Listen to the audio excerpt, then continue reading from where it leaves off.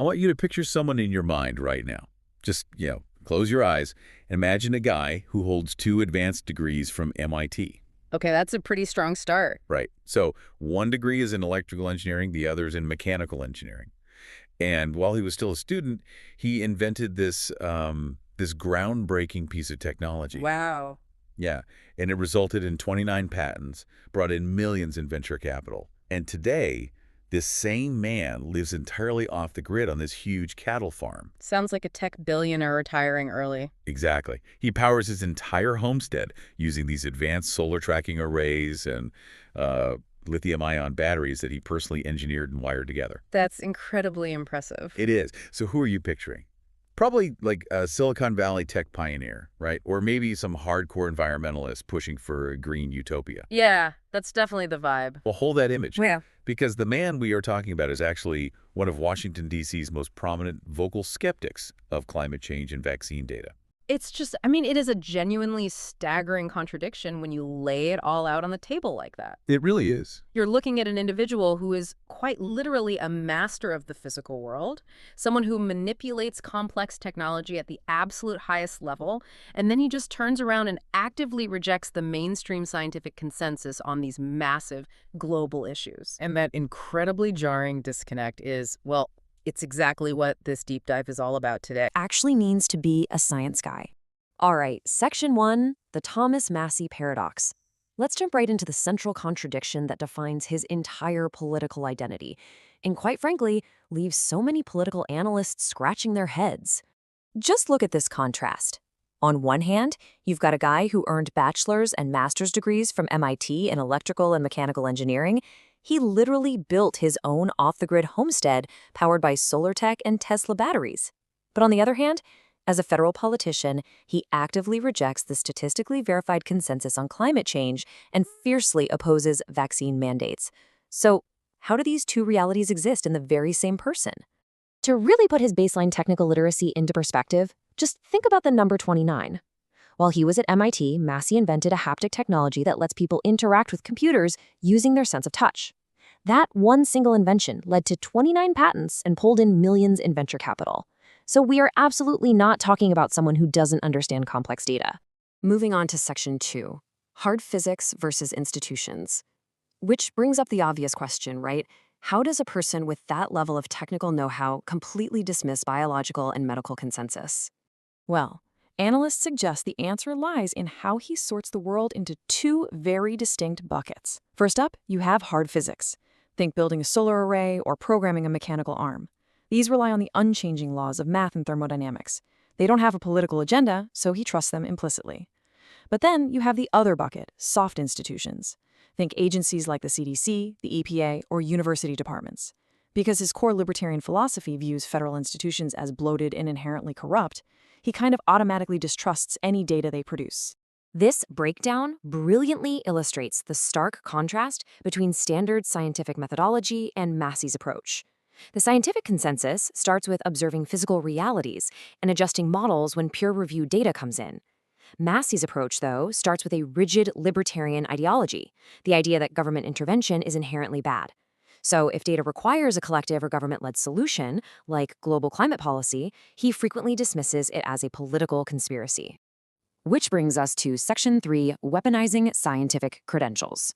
Now, what's really fascinating here is how his advanced background actually changes the way these topics get debated in Washington.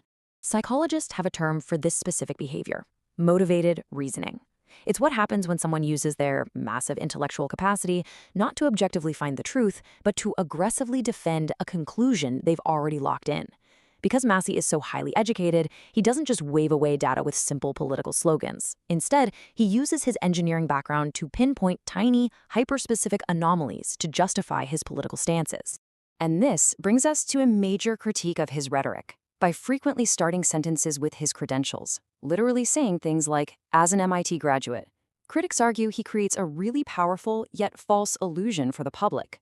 It makes it look like there's a legitimate peer-level scientific debate happening right on the House floor. But in reality, analysts suggest he is actively subverting the rigorous peer review process that actually forms the bedrock of modern science. It creates this very specific, unfalsifiable ideological loop.